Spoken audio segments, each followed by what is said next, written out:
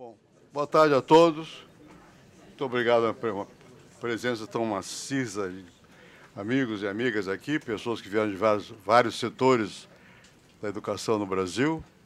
Primeiro, eu quero dizer da minha alegria de poder reunir todos vocês aqui nessa fundação, muito especialmente por estar aqui ao lado do ministro da Educação, Mendonça Filho, que é pessoa que eu conheço há tantos anos, somos companheiros em várias oportunidades, do pai também, né? E do sogro. É verdade. Mas não é por isso, é porque ele tem demonstrado capacidade de enfrentar. Isso é muito importante. O Brasil está num momento em que precisa enfrentar seus problemas, buscar soluções, ter coragem. Ninguém tem a verdade, é preciso que cada um mostre o que acredita, suas convicções, lutar por elas com clareza. Eu assisti recentemente um debate, pode dizer, um desafio feito por um jovem, um ministro da Educação, na FGV do Rio, e fiquei entusiasmado de ver o modo como ele, sereno e firme, como ele tentou responder enfim, aquela situação inesperada e compreensível pelo momento que nós vivemos, que é de grande dificuldade de compreensão a respeito do que está ocorrendo no Brasil. E fico muito satisfeito também, porque nós vamos discutir, já discutiram hoje aqui, educação técnica. Eu acho que o tema é fundamental, não por acaso Rafael Luquezzi está aqui o João Henrique também, que foi meu ministro há algum tempo lá atrás. E eu acho que é muito importante que se leve adiante essas transformações. Frequentemente eu ouço de pessoas pelo mundo afora, mas por que isso, por que aquilo?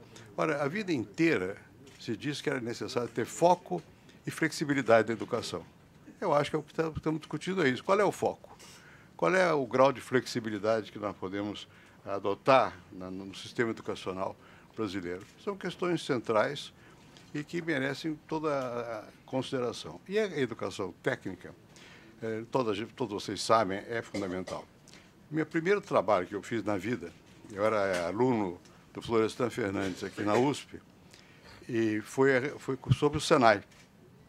Era uma pesquisa sobre evasão escolar do Senai. Era o Guerreiro Ramos, que era um sociólogo famoso da época, estava fazendo uma pesquisa sobre a evasão escolar.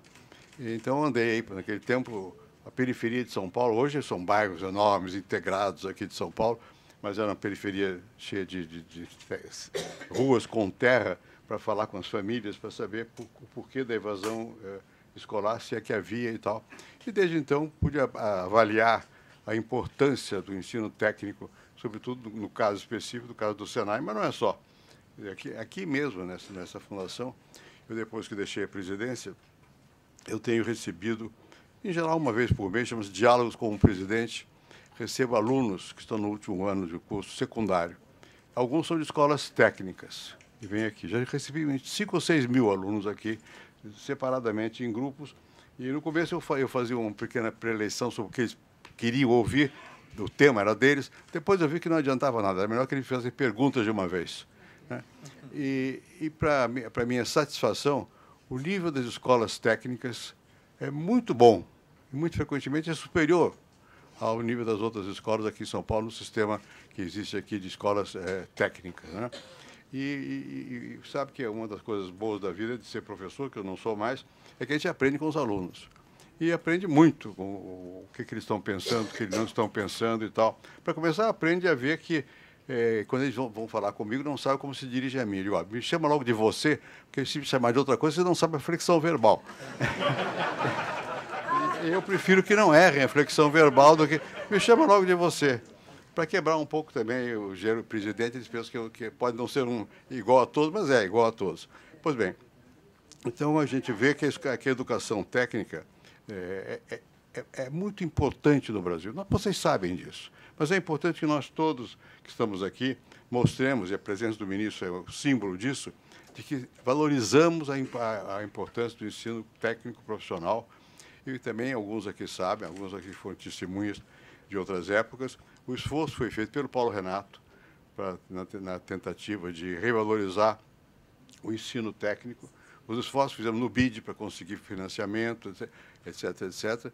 E as coisas vão andando no Brasil, com todas as dificuldades. A verdade é que nós temos melhorado. Não é a percepção que, às vezes, momentaneamente se tem, que está tudo indo para trás, é naquele momento, mas a cross time, quando você vê no tempo, as coisas não vão tão mal assim. E eu acho que nesse momento nós temos uma oportunidade excepcional.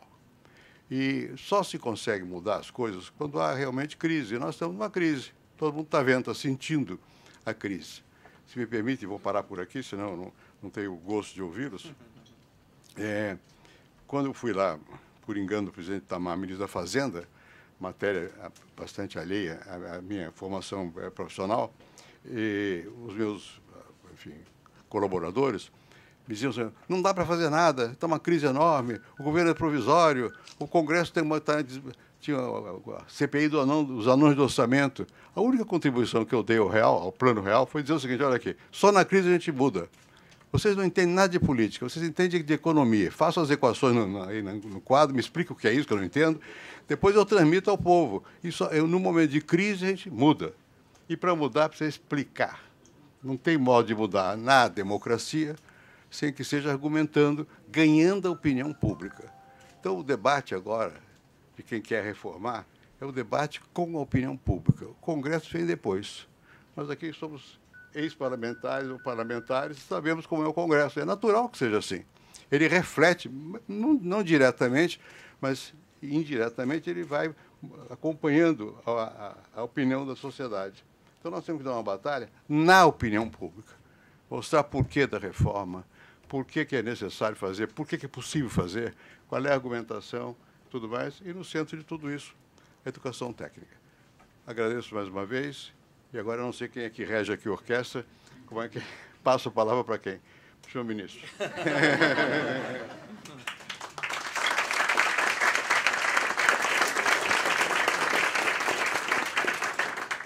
Bom, primeiro uma honra para mim, como ministro da Educação, voltar ao Instituto Fernando Henrique Cardoso e estar aqui ao lado desse estadista brasileiro, esse grande homem público, que eu sou eterno e serei sempre admirador. João Henrique, Rafael Lucchesi, aqui ao nosso lado da mesa, todos os presentes, eu quero saudar todos de forma bem informal, como fez o presidente Fernando Henrique, e dizer que eu acho que o momento é muito interessante, presidente, que nós vivemos, e a oportunidade viabilizada pelo Instituto Fernando Henrique Cardoso é algo que casa justamente com o debate que nós inauguramos no Brasil a partir da discussão sobre a reforma do ensino médio. Eu vou fazer uma fala mais breve, eu não quero fazer uma coisa muito longa, até porque todos os senhores e senhoras terão a oportunidade aqui de desfrutar da abordagem técnica, equilibrada e adequada de vários profissionais vinculados à área da educação, trazendo ao debate uma discussão que, para mim, é atual e importante, né? Eu acho que a grande novidade do momento é que a educação passou a merecer, no debate nacional, um lugar de destaque. Normalmente, a gente tem os temas econômicos centralizando o debate nacional. A história recente do Brasil mostra isso, né? A gente vive ciclicamente em crises econômicas que se repetem e, infelizmente, a educação sempre se coloca num patamar inferior àquilo que deveria ser em termos de prioridade para que a gente possa avançar enquanto nação. Não é justificável um país que é a 7ª ou 8ª economia do mundo tem a educação que nós temos, né? Os números são números, para mim, muito negativos, devastadores. Há quem celebre, e a gente deve celebrar alguns movimentos importantes, inclusive que foram iniciados ainda na gestão do ex-ministro Paulo Renato, no governo Fernando Henrique Cardoso. O processo de universalização, de acesso à educação, foi um fato muito importante vivido pelo Brasil, mas quando a gente foca, por exemplo, a educação de nível médio no Brasil, a gente fica... Eu, pessoalmente, fiquei realmente assustado com os números e com o quadro geral, né? 1.700.000 jovens que nem trabalham nem estudam, quase 1 milhão de jovens com 17 anos fora do ensino médio, o nível de desempenho dos estudantes de nível médio no Brasil em português e matemática é pior do que há 20 anos. É um quadro, para mim, calamitoso. Essa é a verdade. Exigindo medidas relevantes que modifiquem essa realidade. Quando se pesquisa o mundo todo, os conceitos presentes são flexibilidade, protagonismo do jovem, definindo o seu itinerário formativo, foco, como disse o presidente Fernando Henrique, conexão com a educação técnica. O Brasil tem uma conexão baixíssima, né? 8% apenas dos jovens cursam educação de nível médio com educação técnica, frente ao que ocorre na média da Europa, superior a 40%, a Alemanha quase 50%. Então, é um quadro que gera ampliação da desigualdade, expulsa os jovens das escolas brasileiras. E aí eu, assim, diante do quadro geral, não sou educador, não sou professor, mas sou gestor público. E como um bom gestor, que eu me considero, eu tenho que me valer de profissionais competentes ao meu lado, formei uma boa equipe, e agir com bom senso e com tino político, né? Diante do quadro geral, levei ao presidente Temer a questão da reforma do ensino médio, que há quase 20 anos se discute no Brasil, e decidimos avançar por meio de uma medida provisória. Eu sei que é muito contestada, mas todos os grandes e importantes passos dados no Brasil nos últimos anos foram via medida provisória, que é um instrumento democrático da Constituição de 88, permite ser alterada parcialmente, totalmente e até rejeitada pelo Congresso Nacional. E exige dois pressupostos: relevância e urgência. Para mim, qualquer matéria na área da educação é relevante. E a urgência está determinada a partir dos números que eu acabei de mencionar aos presentes, fora outros fatos que a gente pode agregar. Então, eu repito, presidente, não sou dono da verdade, não tenho a solução mágica para a área da educação, mas precisa chacoalhar o ambiente, porque o Brasil só vai avançar enquanto nação se, porventura, nós mudarmos a educação. E, nesse aspecto, eu não tenho medo de debate. Eu estou sempre aberto, desde que seja civilizado, eu estou sempre disponível para que a gente possa convencer e ser convencido. A incorporar ideias e sugestões e contribuições que agreguem, tendo como sentido maior que a educação não comporta radicalismo. A gente tem que convergir, tendo como destino final o interesse da população e principalmente das crianças e jovens do Brasil. Então, ao lado do presidente Fernando Henrique e renovando aí a minha alegria de revê-lo e de reencontrá-lo, eu quero aqui saudar a todos, desejar um bom debate, a qualificação dos parceiros indiscutivelmente, absolutamente destacada, e dizer que o Ministério da Educação está e estará aberto a um debate bem amplo que foque o interesse geral do país. Então, obrigado pela oportunidade, presidente, aqui no seu instituto. Parabéns.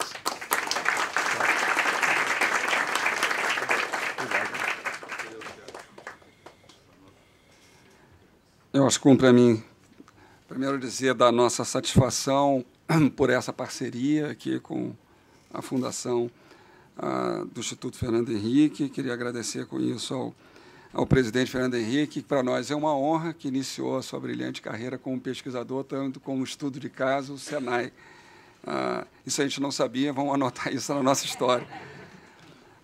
Cumprimentar também o ministro do Estado, Mendonça Filho, parceiro, e que tem tido aí um desempenho notável, pela coragem de fazer avançar a agenda de educação, que tem sido tão travada por interesses corporativos. O Brasil precisa, tenho repetido isso muito, o Brasil precisa ter um projeto de país que reordene a escola do país. Na democracia direta, os grupos de pressão, às vezes, atuam de forma muito forte sobre a escola, e isso acaba impedindo uma construção maior, que é pensarmos a educação com uma visão de país. Ao meu presidente do Conselho Nacional do SESI, João Henrique de Almeida Souza, A secretária executiva, Maria Helena Guimarães Castro, parceira aí de várias jornadas em tantos outros momentos, e agora tem mais esse bastão para carregar. Ao secretário da Educação Básica, o Rocieli, parceiro de Conselho Nacional de Educação. A secretária de Educação Profissional e Tecnológica do MEC, Eliana Neves, e cumprimento ao ministro pela escolha. Tem sido boa de diálogo, acho que a gente vai avançar muito.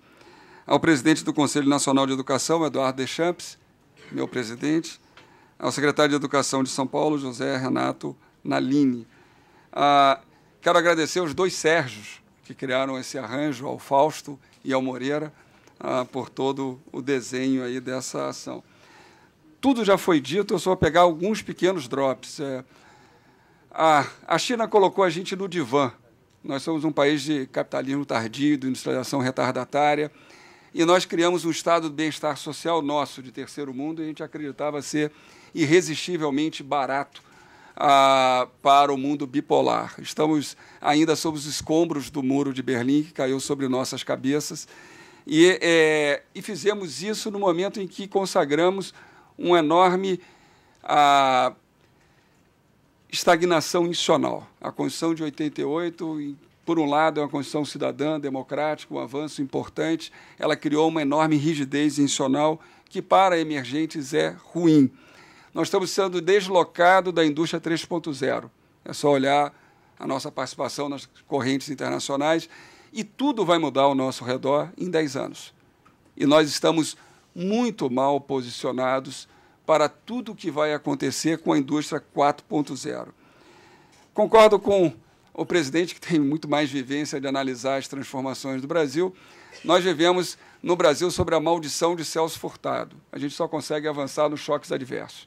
Então, acho que é o momento de nós pensarmos de maneira fora dos marcos do corporativismo, fora dos marcos de manter a lógica inercial, fora do esgotamento do sistema político, a avançar na direção transformadora. Então, nós temos que avançar nessa direção e temos que fazer isso porque não dá mais para prosseguir o que nós estamos fazendo. Nós fizemos nossa revolução iluminista tardia, ela aconteceu agora, no final do século XX. Devemos isso ao sistema político, à democracia, à nova Constituição e ao governo Fernando Henrique, é importante dar os créditos, ao ministro Paulo Renato. Mas precisamos reformular o que nós fazemos. A produtividade no trabalho do Brasil está estagnada desde 1980. E o incremento nosso da renda per capita é metade dos países desenvolvidos, ou seja, ao invés de estarmos numa estratégia de emparelhamento, está alargando o fosso. E nós estamos nessa agenda. É claro que o Brasil, em 1970, tinha 90 milhões de habitantes, hoje tem 210 milhões. Poucas democracias conseguiram avançar com uma transformação demográfica tão intensa. Mas esse é um outro problema. Nós, em 25 anos, a taxa de natalidade de mulheres adultas caiu de 4,1 para 1,7. Nossa transição demográfica aconteceu em 25 anos, o que a Europa Ocidental e a América do Norte realizou em 125 anos. E aí não dá mais para sermos um país de jovens que desperdiça essa geração, a próxima, porque seríamos sempre um país de jovens. Nós temos que pensar como a Finlândia e a Inglaterra, não podemos perder um aluno. E o sistema educacional, ministro, tem um gravíssimo problema. Ele é um enorme desperdício de recursos e de sonhos de jovens. Nosso sistema é elitista. Nós só olhamos para 17% dos jovens que vão para a universidade. 83% dos jovens não vão. E poderiam ter na educação profissional um sentido que provavelmente a educação deu para todas as pessoas que estão nessa sala. O sistema educacional deu a todos aqui uma identidade social e nega essa identidade social à ampla maioria de jovens brasileiros. E isso não acontece quando a gente olha para os sistemas educacionais do resto do mundo. Eu acho que o nosso sistema, em cima de ideias arcaicas, acaba recriando uma lógica de exclusão social profunda, que vem de uma das tradições nossas de um país que passou por 4 séculos de escravidão. Temos que nos libertar disso. E essa é uma agenda que, para nós, é muito cara e ela tem também diálogo, é claro, com a produtividade, com a competitividade, com um projeto de desenvolvimento econômico e social, mas tem, sobretudo, um sentido de emancipação pela educação. Por isso, achamos que esse diálogo, essa parceria, para nós, é muito profícua. E encerro aqui e passo a palavra ao nosso presidente do Conselho. Muito obrigado.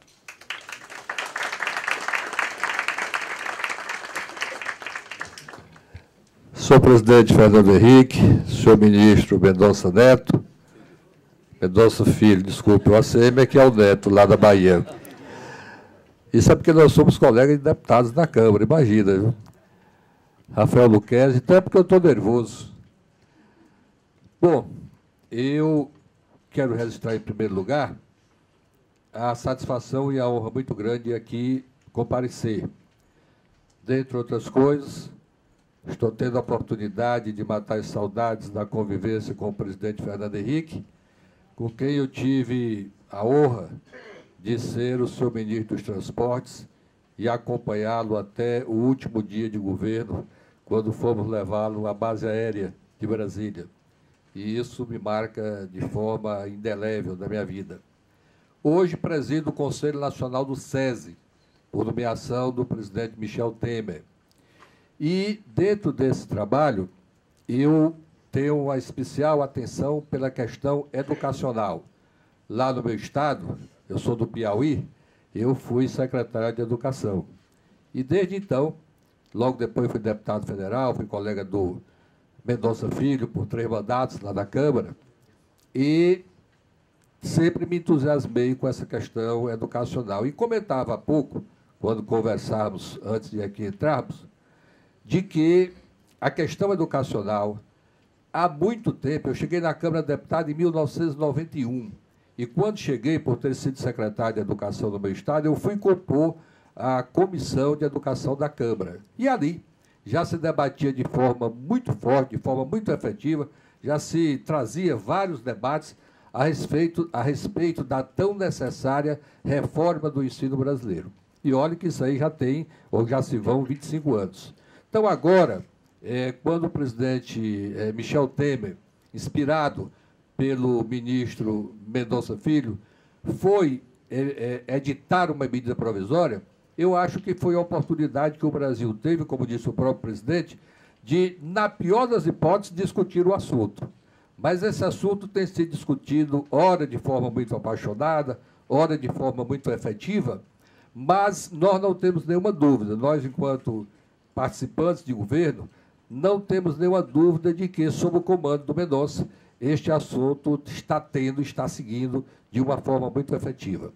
Do lado nosso, nós vamos ter depois uma palestra do Luquezzi, que vai tratar aqui do ensino profissional, que é aquilo feito pelo Senai. No meu caso, do SESI, nós temos hoje o ensino médio e o ensino fundamental, e para que as senhoras e os senhores tenham uma ideia da importância do trabalho do Sistema S, essas duas casas, SESI e Senai, incluindo aí os seus cursos de pequena duração, nós abrigamos hoje mais de 5 milhões de alunos em todo o país. Então, quando aqui e ali alguém faz um ataque ou quer mudar alguma situação dentro desse sistema, talvez não saiba e não entenda da forma efetiva como ele existe. Em vários estados do Brasil, e eu estive recentemente no Paraná, lá em Curitiba, aliás, se fala muito em Curitiba agora, mas eu vou falar outro tema. Lá em Curitiba, todo o ensino médio mais visto, mais vistoso na cidade, como o melhor, e como com maior número de participação de alunos, é exatamente o sistema SESI e Senai. Portanto, eu acho esse debate da educação fundamental, honra muito grande estar aqui e conviver esses momentos com todos vocês, e mais uma vez, presidente Fernando Henrique, dizer em viva voz da minha admiração, do meu respeito por esse grande estadista que Vossa Excelência é. Muito obrigado.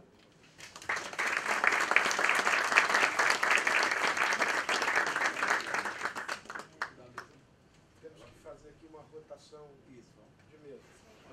Você pode só facilitar a saída, depois eu quero ficar.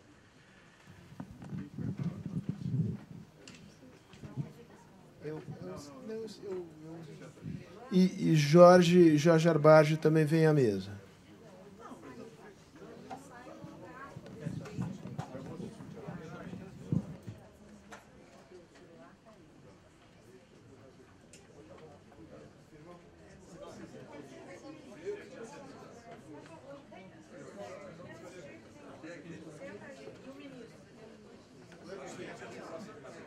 a gente segue votando.